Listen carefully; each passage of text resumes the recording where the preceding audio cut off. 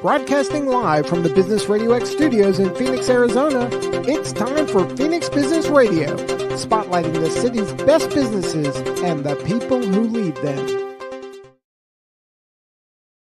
Radio broadcasting live from the Mac 6 Entrepreneurial Center right here in Tempe, Arizona, where we help build businesses and connect you with the right people. I'm happy to welcome back to the studio Nathan Knight. Welcome back. Thanks for having me, Karen. It's a pleasure. Was it 2020 or 2019? It's been a while. I think it was 2019. I was here with, I think, Kelly Lorenzen, and we had a lady from Ashe Yoga, I believe That's was with us. right. So it's been a while. It's been a long time. I'm glad you remembered us and said, hey, I've got this new thing going on with Chris Fox, and I need to have you know about us. So here we are. Welcome to the studio for the first time, Chris. Thank you, Karen. Happy to be here. I'm happy to have you.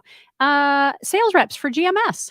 Yes, ma'am. Yeah, I think we do a little bit more than just sell, but that is our official title, correct? Okay. Well, so let's just put the title aside, because as I was reading your bio and your company information, it's clear that you do a lot more than that.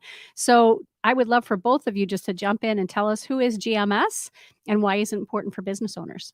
Yeah, so GMS is a CPEO. We're basically a professional employer organization with a certification by the IRS, which is where the C comes from. Okay. But essentially, all we do is provide comprehensive back office solutions to business owners. So whether that's your admin work, HR, healthcare, benefits, workers' comp, our goal is to provide a custom solution for any problems that you guys are seeing.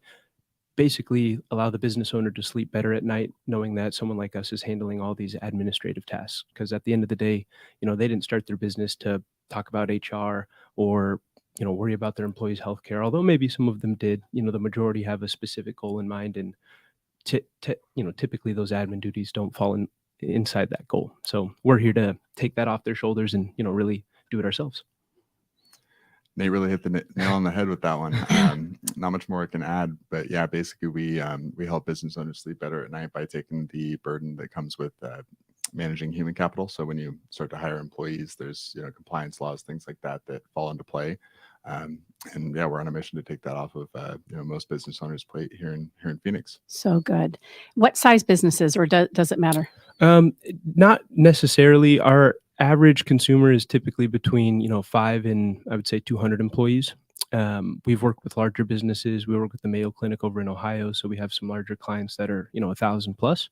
But on average, we're more so focused on those smaller businesses, family-owned, mom and pop shops. Those are kind of who we like to work with, especially being so present here in the Valley. Mm-hmm.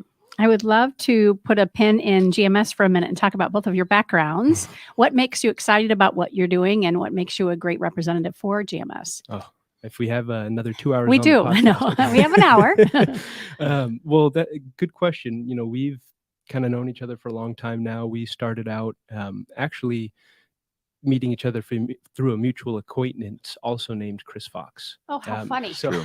Are there many of you? Apparently, yeah, Yeah. Several. Yeah. I was living with my Chris Fox at the time. He told me about this urban concept for an indoor farm that I thought sounded really cool. So I asked him if I could come along and, introduce myself. Ended up meeting Chris Fox number 2 at the original Bandbox location. And we kind of hit it off the bat. We had a really good conversation. I was still in my kind of college years, so I had a lot of learning to do. But when I met Chris, he kind of, as corny as it may sound, embodied all of the, I guess, values and ideals that I was striving to kind of master for myself.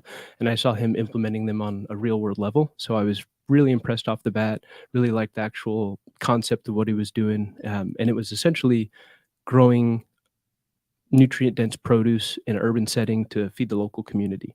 So our whole goal was kind of to close the gap and, I guess, create a more cohesive, coexistent relationship between plants, people, and planets. And that was our whole goal. So we started off with Bandbox. We did that for a couple of years, really got it to a level where we were happy, we were profitable, we were growing about 150 pounds of produce a week, servicing a lot of different businesses, restaurants, farmers markets. We even had a direct-to-consumer delivery model that we were doing for a little bit.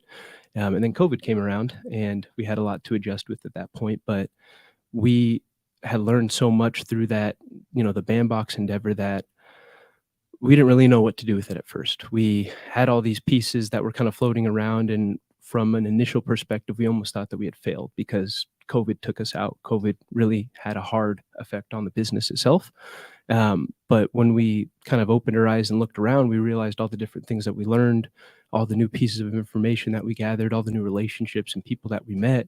And when we looked at it from a different perspective, we realized it hadn't been any sort of failure. It had been an experience that we can actually move from and, be more successful in the future. So we separated for a little bit, both oddly enough, got into mortgages without talking to each other. Oh, both of you. Yeah. Interesting. Yeah, both doing mortgages and loans and, all that fun stuff during COVID. And then I eventually ended up reaching back out to him towards the end of 2022 just to see how he was doing. He told me a little bit about this company, GMS, that he was working at, and we reconnected. He invited me to, come tour and come do an interview with the team over at GMS, and now we're here. Right. And that was when? That was at the end of 2022. Yeah. Basically January is when I started. So coming into your first year. I love it. And how long have you been with GMS? Since September of last year. Okay. So that's when our office opened, actually. So this is one of our newer offices. Right. GMS has been around for a while, I read. Correct. Yeah. So we were founded in Ridgefield, Ohio, back in 1996. So we've been around for about 27 years now. Up until September, I guess August of last year. The furthest west that we were as a company was Kansas City. Oh, wow. So since opening the Phoenix office, we've opened San Francisco, LA, San Diego, Denver. We've got plans for Washington, Oregon as well. So we're in the middle of a big Western expansion, and our Phoenix office, the office that we have here, is actually going to be our Western region headquarters. So we're going to have all of our support staff and everything that we're supporting businesses with. But behind the scenes, all of our staff are actually going to be here locally as well. Very good. Mm-hmm. Which is why when we say sales reps, there's so much more to that. You're building an empire here on this side of the country. Trying to, that's the goal. So good.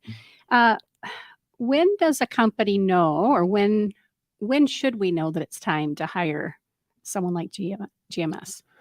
So for me, what I always recommend is if a company's, let's say you're a startup, when you are ready to hire your first W-2, that's really the ideal time to get a company like GMS involved, just so that way, from the beginning, you've got your HR handbooks, you've got your job descriptions, you've got all of your onboarding in place, you've got policies in place for termination because there's a lot of turnover at the beginning stages.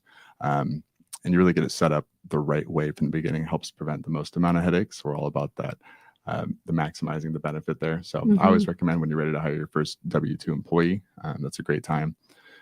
Depending on, cash flow and stuff like that, of course. So if you're piecing it together, just in those early stages, the earlier, the better, really. Mm-hmm. And how about for health benefits? At what point do employers ought to be thinking about healthcare? So I always recommend that should be on an employer's mind from the beginning, just knowing that it's going to be a necessary step along the way. And typically your healthcare expense is going to be your second largest line item behind payroll. So it's really good to get competitive rates, but also have competitive plan designs as well, because oftentimes, as a early stage business, you're competing against these larger corporations and you're trying to attract top talent, and those types of people are accustomed to having very comprehensive benefit packages. So by partnering with a company like GMS or a PEO, you're able to leverage the buying power of the entire employee pool that we work with. So that's kind of a structural component of what the relationship is like with GMS, is that it all operates through co-employment. So that allows us to use our federal tax ID number, pool all the employees that we work with across the country together. So right now it's about 60,000 worksite employees. And then we can leverage that buying power to get better premiums, more competitive plan designs when it comes to healthcare, but also better premiums on workers' comp, unemployment, things like that as well. That's huge. Mm-hmm. Yeah, that's a great benefit to businesses, especially the smaller startups. Absolutely. Who are really kind of watching that. Well, everybody ought to be watching their bottom line, but specifically those who are in that early startup mode. Absolutely. So PEO, professional employer organization. Correct. Right on the money. And the C part is the certified part, right? But is this a new thing this side of the country, or because I don't hear PEO as a reference very often? Why is it so hush hush and quiet? That's a good question. So that's one of the things that actually really attracts me to this industry, is that it is kind of a lesser known benefit that businesses can tap into, a lesser known service, I should say. because for me, back in the bandbox days, I ended up wearing all of the hats. So I was teaching myself all of the HR, writing the handbooks, like doing everything, because you want to remain compliant to avoid your business that you've worked so hard on up to that point getting shut down, or even being at risk, for that to happen.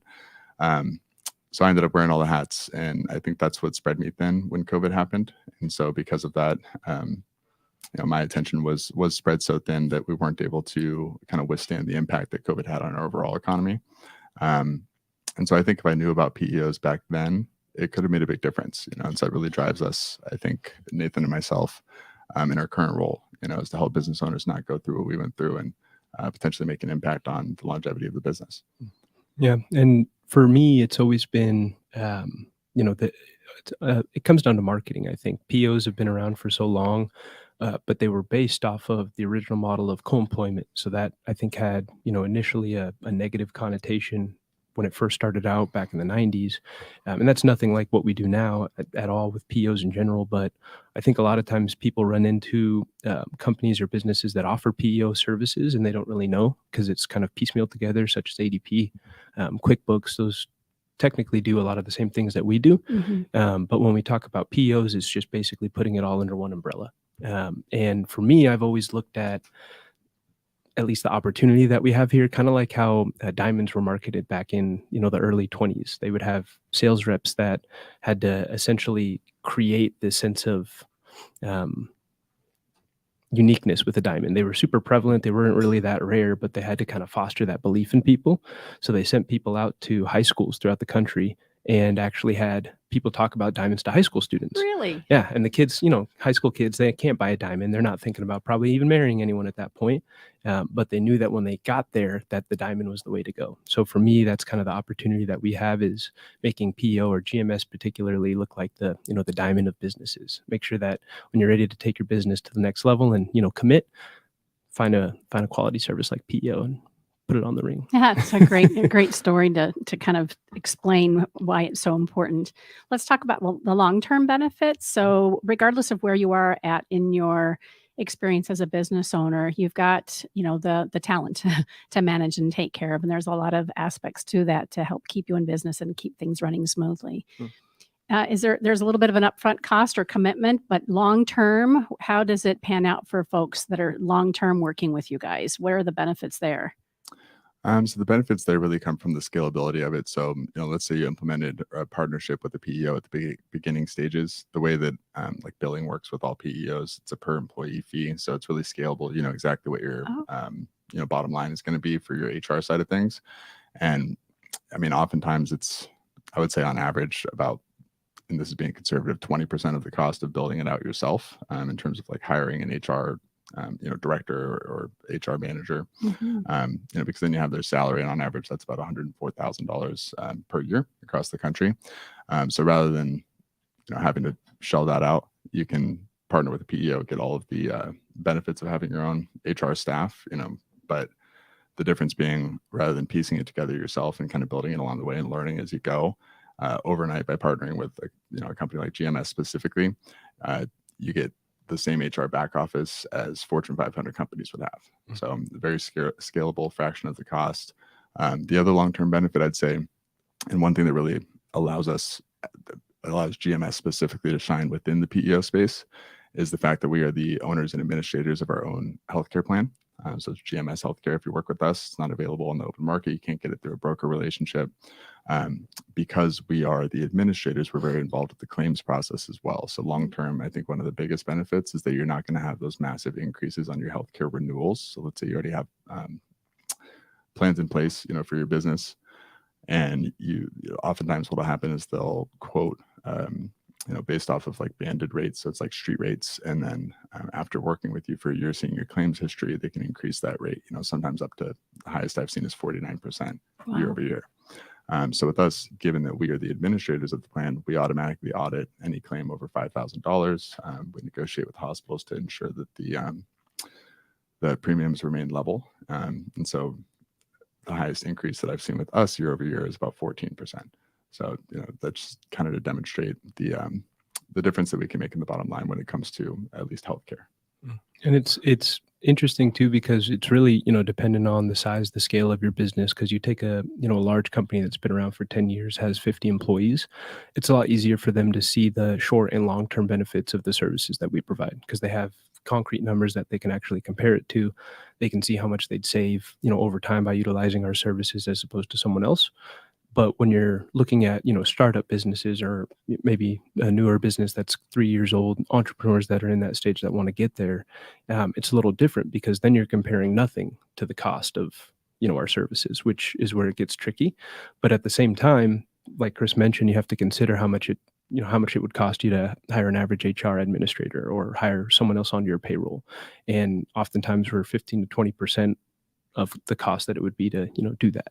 So even from a smaller stage, I think it makes a lot of sense. And the biggest thing for me is when we were doing Bandbox, there were so many things that we were learning on the fly. We don't know what we were doing, right or wrong in the moment. Maybe after taking a look back and seeing kind of how we went about it, we can. But in the moment, while we were actually in the business, we didn't really have anyone to tell us if, we were doing things the right way, if we were being compliant. And that speaks to me as a, previous business owner, because God knows what would have happened if we made a small mistake when we were 3 months into the business that, came up 5 years later. That's happened in businesses all across the country, all across time. There's been movies that came out recently where I think it was like the BlackBerry story. Yeah, the BlackBerry story. Mhm. And, that's kind of really what spoke to me, and I hope speaks to other business owners, is, you don't know what you don't know. And a lot of times people will look at this service or some of these items like something they should look at when a problem arises. And that's when it gets really hairy. But if you have all these things in place prior to that, you have the structure, you have the foundation from day one, it just, paves the way to success. Yeah, you're going to either circumvent problems like that, or you'll have a strategy for knowing how to go in and tackle it. Exactly. Yeah. Absolutely. You both had mentioned that you really, with Bandbox, had kind of just got in and did it all yourself. I've been working on Phoenix Business RadioX now for 6 years, and only recently have brought on team members to help take some of the responsibility off my plate. Mhm. But what do you say to a business owner who isn't ready to work with a third party, and they kind of want to continue to own some of that? How do you handle that question and conversation when they look at it from that perspective and they're seeing you as this thing over here versus part of your team? Yeah, we run into that pretty frequently. Actually, I'd say that's the most common conversation that we have, especially when it comes to, like, objections, if you will. Sure. And so really what we try to do at that point is just further the conversation, because when we sit down in a situation like that, like let's say we're having a proposal, and it's a sales setting, really all we're trying to do is just have a business conversation. And if we benefit you and you see that, then that's awesome, and it's a great fit, and we have a excellent partnership out the gate. And if you don't, then maybe it's not the right time for you. Maybe you need a little bit more time to come around, and that's fine with us as well. Mhm. It's not for everybody at all times, and some people do have a tendency to get in their own way. We've been there. Yeah, Right? we've been there as well. So for us in Bandbox, I think and I think this probably happens to a lot of founders as well. It definitely happened to me. But in working on the business, you at some point end up working in the business as a founder. And then you have to sort of take a step back. So once you start working in the business, you're then working to start, to get one step removed so you can start to work on the business again. And I forget where I was going with that, but That's all good. yeah. But anyways, yeah. So we we essentially can help to bridge that gap and help get the owners out of the business so they can start working on the business again. Very good. And for me, just to add to that, it's any sort of value that we can bring. Maybe GMS services specifically don't, they're not a good fit for you right now. But with the amount of people that we meet and the amount of business owners that we have conversations with on a daily, and everything we did with Bandbox, it's hard for me to imagine there's not something that we can at least provide some feedback or give assistance on, whether it's a service that is provided for monetary value or not. So even if someone can't work with us, like I have a gentleman that we've spoken with a few times. His name is Josh Su, and he's incredible. He's making some really amazing things as far as the tech and the food industry goes. You guys should check him out. He's over at Venture Cafe. But Josh is he's not someone that is going to work with us anytime soon. He's a one-man show. He's kind of starting up his own thing. He's doing a bunch of different other projects on the side. But we know a lot of people in the restaurant industry, right? We know a lot of chefs, we know a lot of owners, we know a lot of individuals that have either made changes or are currently making waves in that field. So we can connect them with one another. And, maybe there's something that comes out of that, maybe not, but at the very least, we're bringing some value. And that's really our, goal at the end of the day when we sit down with a business. Fantastic. And what is it like to get started with you guys? Is it just a conversation and just exploring, what makes the most sense? And I hear you, one of the very first things you said, Nathan, was that it's, this is customized. It's not a one thing fits everybody, and you can scale. You would scale and grow with us, or even if we have to contract a little bit, we can contract it back down. But how does that conversation get started? So I'll be honest, typically with a cold call, Yeah. just like, most other sales teams as well. But Nathan and I have been really involved with, going out and meeting in person. I prefer to have like in-person conversations. So we've sort of tailored our approach a little bit towards that direction. But yeah, from there, really, it's just having a high level business conversation. So we would start the conversation, giving some background on GMS, kind of like the conversation that we had at the beginning, given the history, basically get a barometer on, how versed are we with the HR, with the back office side of things, with the administrative, burden, basically. And then from there, figure out what's important to them, what's currently in place. So essentially we'll do an audit of the current back office, systems that they're working together, what's working, what's not. First and foremost, we want to make sure that we are able to keep what's working. So we want to make sure that we are a right fit in terms of the services that we're able to provide. If there's something essential that maybe we just don't do that's essential to the business, then we'll be the first ones to tell you, hey, this isn't necessarily going to be a good fit. We can do all of this, and then that's a decision that the business owner can make. And then from there, eventually, it culminates into a side-by-side financial analysis of what the current systems are costing you in both time and money. Smart. And then compare that to what it would be with us. And oftentimes there's a very large discrepancy there. And so it makes the conversation a little bit easier at that point. Sure it does. Yeah. And it's very, the reason I mentioned, customizable earlier, oftentimes you work with a business that's similar to GMS, you're going to get, one size fits all solution. You're going to get an account rep, which is really a, 1-800-I-PRAY number that hopefully someone answers and gets back to you. But, like Chris said, we do that initial meeting, and really it's just to find pain points. It's to foster that honest discussion, like, hey, what problems are you seeing in your business? If you're not seeing any and we can't save you any money, then that's totally fine. We'll be the first to tell you that, like you said. But if there are issues that you're dealing with on a daily basis, or there's somewhere that you want to get your business to over the next 6 months, that's the kind of conversation that we want to have to see how we can help. And then from there, we do our implementation. So we do that cost by cost, the side-by-side cost analysis. But at the same time, too, we'll take a month and actually go to the business, see how we implement ourselves, see how they're currently doing things from the foundation, so that we're not just coming in as a enemy or a third party. We want to grow with the business. We want to be a partner. We don't want to be, just a service provider for you guys. So I think that implementation is really key. Yeah. And then I think due to that approach as well, it really speaks to our retention rate. So first year to second year, our retention rate is 98%.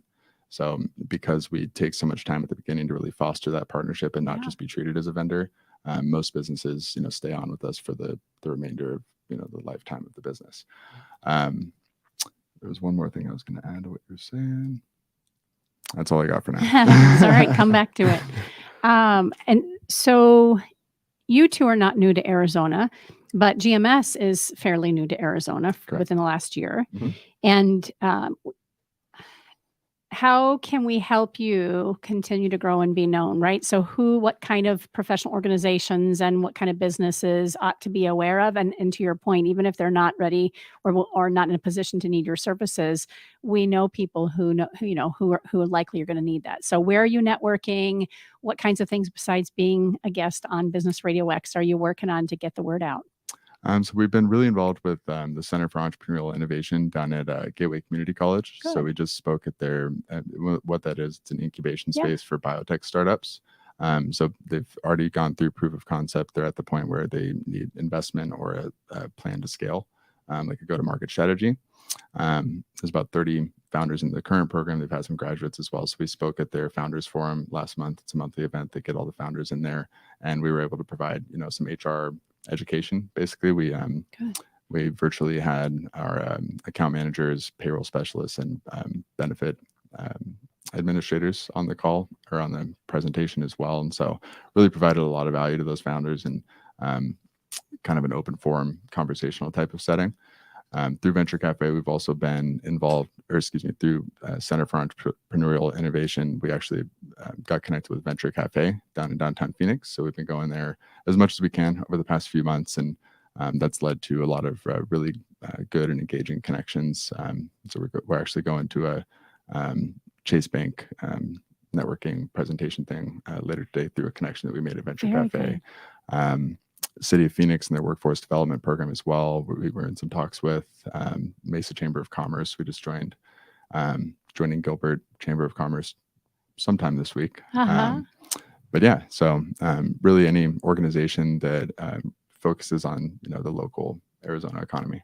Very good. And if you're in a good place, or you're trying to wind down the business, or you guys are at a comfortable space, don't have any issues, still love to have a conversation with you. But really, if you're trying to grow the business, if you have specific goals in mind, you have 3 or more employees, or you're one of them even, I would say that's the kind of people that we want to meet with and chat with. So good. Members of Local First yet? I mean, I know you're your parent company. I don't know if you can be a member of Local First now that I say that out loud. We haven't done any large conversations or events with them. We actually I have a meeting scheduled with Amelia from Local First here in the next couple of weeks. So we're hoping to connect with them and kind of build that relationship out some more. Yes, I'm sure there's a fit there somewhere. Again, the key is Local First. And while you are focusing on local businesses, your company like mine, although I own this studio, but I'm part of a larger organization. So there's a lot of room for you guys to grow, and clearly businesses need to know about the services that you provide, and the fact that it's customizable makes it really very impactful.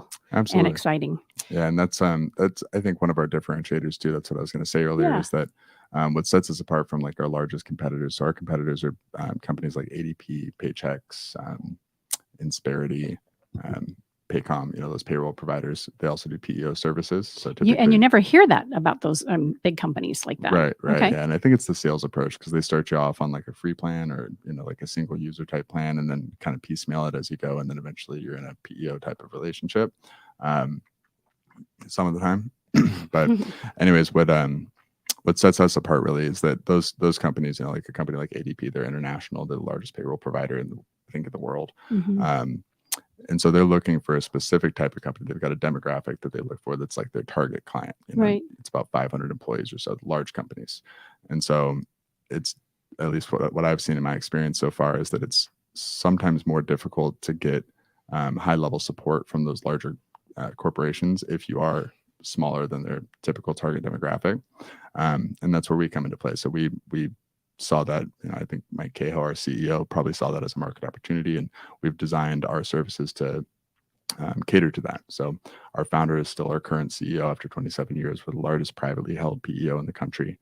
I read that. Yeah, very proud about that. And so given that that's the case, we still kind of have that startup feel, or at least the family-owned business even feel. After 27 years. Exactly. It's amazing. Which I think is really our biggest value components. Like, for instance, after going through implementation with us and logging into your portal, right when you log in, you've got a picture of your actual account manager's face with their direct line to their desk, and they pick up the phone on the second ring every time. They're part of your team. Exactly, they're part of the team. So we really try to bridge that gap and help it feel personal, or personable, I guess I should say, because most people, the last person you want to talk to is the HR team, and if you're in a corporate and when you do have to do that, it is personal. To your point, I don't think that was a Freudian slip. I think that was a legit way to say it, because if we're having HR problems, it is personal, and it's something that's scary. So you've got to be personable. Absolutely. But it definitely matters on how it's handled and how quickly and with what expertise is available to you. And if we're trying to do it on our own, we're likely not going to be able to tackle something like that well. Yeah. Yep. Definitely can give it a swing, but if you do it right, that's the question. Yes, right. And no one wants to be banking on whether or not I can figure it out in enough time for some issues that might come up in the workforce. So good. So you both have been incredibly busy for years. Outside of work, what kind of things keep you busy, and any fun stuff outside of being invested in your lives as entrepreneurs and business owners? So for me, I spend most of my time with my kids outside of work. I've got a daughter who's 5. Her name's Willow. She starts school here in a couple of weeks. Kindergarten. Yeah, starts Oh kindergarten. boy. So I'm nervous, excited, all of the above on that one. Yeah. Then my son is 2. He's in a little bit of a defiant stage right now. So Welcome kind to of a 2. handful. Yep. Mine yep. just turned 16 last week. We're going through that phase all over again. Nice. He's got his car. He thinks he's independent. Yeah. There's a little bit of that. I let the leash out a little bit more, but yeah, we're going through some of that old 2-year-old stuff. Why can't I? Yeah, I think good. my son's probably doing the same thing with his little toy car that he scoots around on the floor. Well, just so you know, it's gonna come around again. So good. So being a dad and caring for your family is top priority. I think we actually might have spoken to you on the phone when you were driving as a passenger in your Yes, son's car. So we did. That's it sounded right. like he was doing great. He actually is an excellent driver. And I did sign him up for a State Farm class that was, I think the title of it was From Cocky to Confident, because he really is an excellent driver and he knows that. But I also need him to be aware of, how serious of a thing. This isn't a video game. This isn't something on an app on your phone. You're literally driving a killing machine, Right. and you've got to know the rules of the road. But I forgot that I think all 3 of us were on that time. That's right. One of my last business meetings while sitting in a car, now that he's driving on his own. There you go. I don't have to do any more Zoom calls. A little more calming for the nerves. Yes, exactly. How about you, Nathan? What keeps you busy outside of work? Mainly my dog, I would say. No kids for me. Mine too. But what kind of dog? She's a Pharaoh Hound Doberman. People always think I say feral, but Pharaoh, like Egyptian Pharaoh Hound Doberman mutt. So she's a hunting dog, basically. Yeah, kind of looks medium like a greyhound. size. Yeah, I was picturing a greyhound. I'd say large. Large. Yeah, she's about 75 pounds. I have a Heeler Shepherd, 91 pounds. She thinks she's a Chihuahua. Maybe medium then is mine. Yeah. I think she thinks she's a Chihuahua, and she is just so strong. It's incredible. Yeah. So how old is your dog? She was a rescue. So funny story, when I was looking for dogs, my roommates at the time, the original Chris Fox, told me that I couldn't get a dog. And I was like, okay, I appreciate. I was just going to say you're not the OG. I won't take offense to that. No worries. But little sidebar. He is actually referred to as Chris Fox number 1. Yeah, the other Chris Fox wouldn't let me call him number 1. Are you older? No, he's older. Okay, but he wouldn't allow that. He wouldn't. No, it's funny. So the first time we met, it was because we had the same name. I was ordering. He was I think he was consulting for Chop Shop, and he was working the register, like checking out the POS system or something like that. And I'd ordered some to-go food. And, when they do that, they ask for your first name. I have a common one, so they asked for my last initial, or he did. I said Chris F. He goes, no way, I'm Chris F. I go, what's your last name? He goes, Fox. What? I was like, that's insane. So I did a victory lap around the restaurant. I was like, this is crazy. Anyways, after that, we linked up on Facebook. So I looked him up on Facebook, and we went out like that Friday night. So fun. And he had some buddies in town for a bachelor party. They were going up to the lake the following day, and Chris got a little tipsy, and so his phone died. I think he got separated from his group. Brought him back to my house. He crashed on my couch, and I had no idea about the lake the following morning. So he actually missed the bus to go up there. Oh no! So I gave him a ride up to Lake Pleasant. Now you are number 1, Chris Fox. I think that's how I earned that title. I think so. Yeah. Forever number 1. And now they're happily married. Pretty much, yeah. Right. Right. It was cool meeting them though, and being with both Chris Foxes. But they actually, not our Chris Fox here, but he had told me that I couldn't have a dog. You can call me number 1. It's okay. Number 1. He said no dog. He said no dog. So I said, all right, that's good feedback. And then I went out and got a dog. So when I got her from the store, though, she was a rescue, and she got free of the owners, or the handlers, I guess, and ran down the aisle straight into my arms. So as soon as that happened, I thought to myself, I can't not go home without this dog. Right. So her original name was Barbara, which is terrible name for a dog. Hilarious.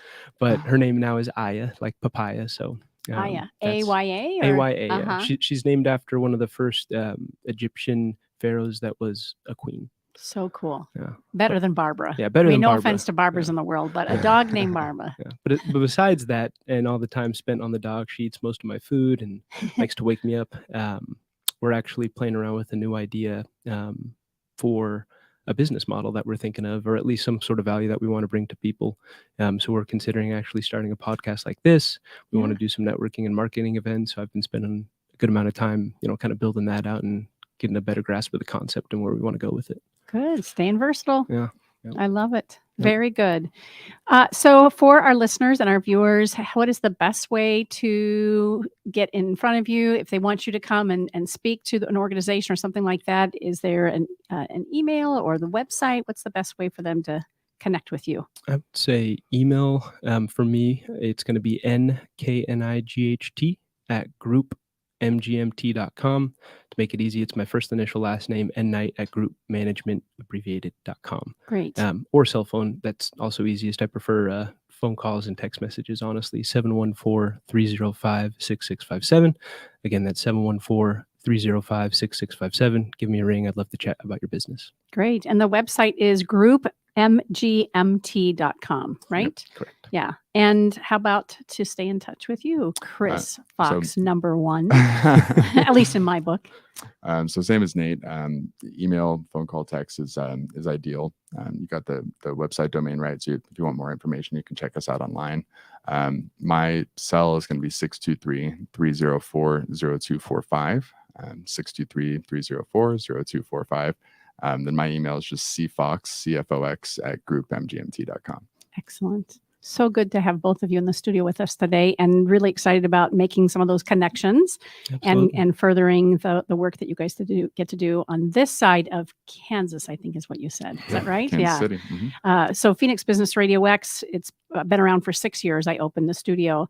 And before that, nothing this side of the country beyond Atlanta. Oh, wow. Nice. Yes. And so I kept saying, I'm Trailblazer. Yeah. And we now have more on this side of the country. First female studio owner. Now we have 2 of us. Thank you. Huge. So super fun to be, coming out west and bringing some great concepts out here. You're doing amazing too, fostering these kinds of discussions and just chatting out the local community. It's so incredible. important. There's never a conversation that we have in here that isn't inspiring and isn't important for business owners. Obviously, different industries and different verticals and that sort of thing. But at the end of the day, we really want to help make sure that businesses are successful, regardless of who they're spending their time with and supporting. So I appreciate you saying let's get on with Karen and have a conversation. I'm glad you reached out. Of course. And again, it's been great to get you guys to know you and how you represent GMS and the great businesses that you serve. You've been listening to Phoenix Business Radio, broadcasting live from the Max 6 Entrepreneurial Center right here in Tempe, Arizona. Some media leans left, some lean right, and we lean business. Until next time, I'm Karen Nowicki. Thanks for listening.